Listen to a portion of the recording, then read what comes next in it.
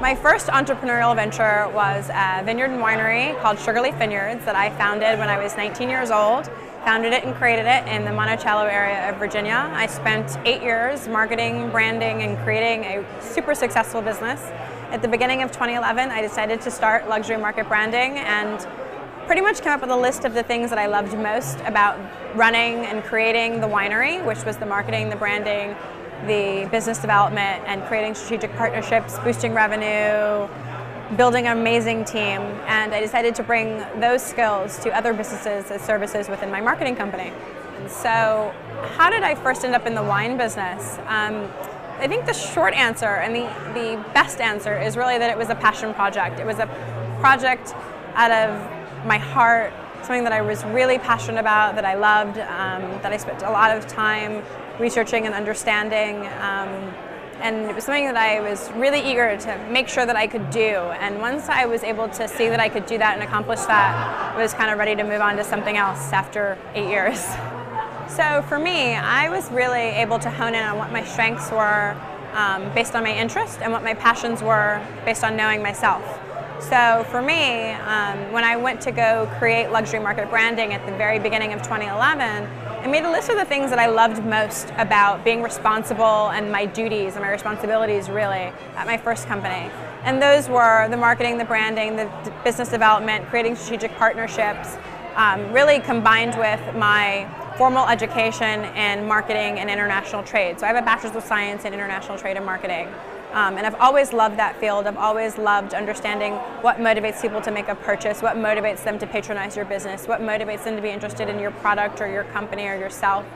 And it was a big deal to really hone in on that with the winery, because you have to understand what makes people come back and what makes them connect with your business in the first place. And so I went back and actually made a list of the things that I loved most about my first company, and then I made a big list of the things that I really could stand to do without. Which was a lot of the administrative stuff and a lot of the legal stuff and the accounting stuff. So that's pretty much how I kind of arrived at my decision of what my company was going to be and what the services were that I was going to offer to other people. And a good amount of my expertise was purely a result of trial and error and being a business person in the everyday world, in the field, seeing the fruits of my labor be super successful and bring people tons of happiness and joy, and a lot of it was also what I had learned in school and what I'd also learned from amazing mentors that have helped me and guided me along the way. I think I get this question a lot, and I was actually recently really honored to have the opportunity to judge the NIFTY, the Network for Teaching Entrepreneurship Business Plan Competition in New York City, and I was asked this question by a lot of young, aspiring entrepreneurs with amazing talents, maybe in need of direction, maybe in need of motivation. And I think that understanding what your core competencies are and being able to not be afraid to ask other people who are, experts or, more experienced in an area where is not your strength is probably the best thing that I can ever advise an entrepreneur to do. Oftentimes I find that entrepreneurs want to be able to do it all, and we all want to do it all, entrepreneur or not. But I think it's really important that you can honestly be real with yourself and say, you know what, I'm good at this and I'm not good at that.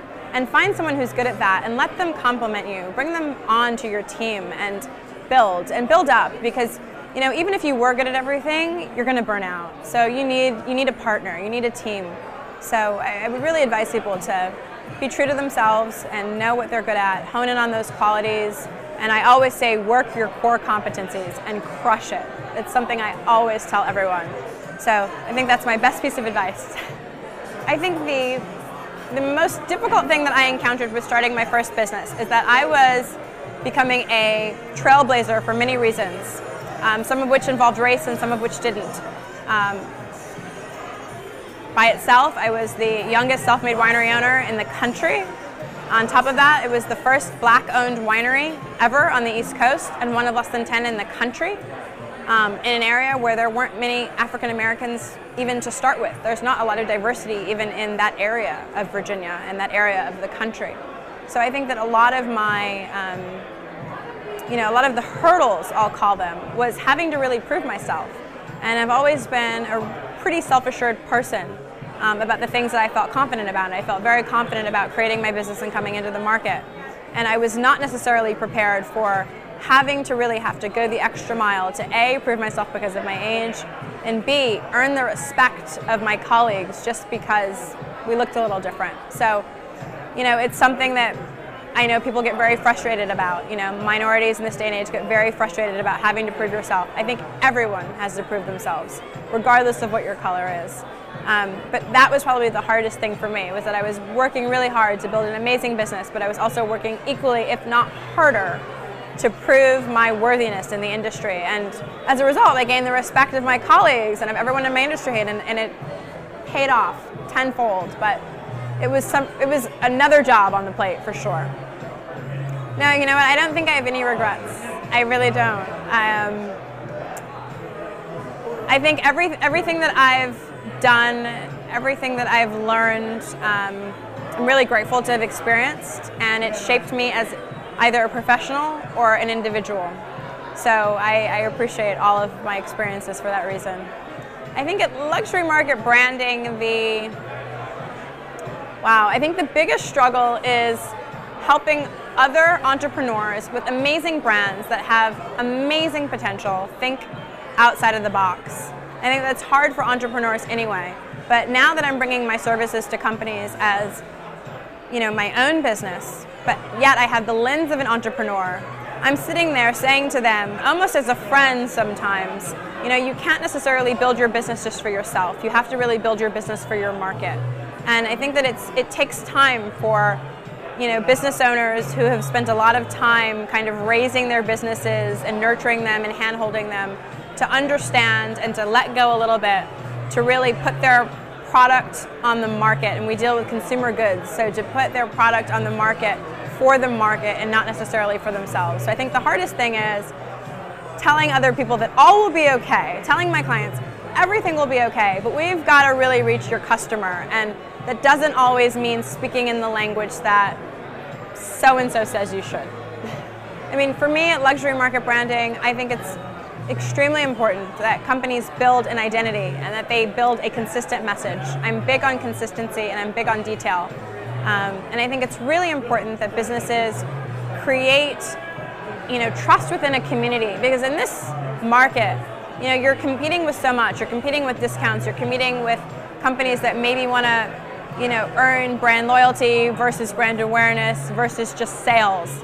And being true to whatever your company's mission is and making sure that your messages across all platforms and all media channels stay true to that message is something that I really drive home at luxury market branding. I want customers to know that they can always rely on the companies that I help to market and help to build. And that in turn that creates trust, and in turn that creates word of mouth marketing and gives that company more equity in the marketplace.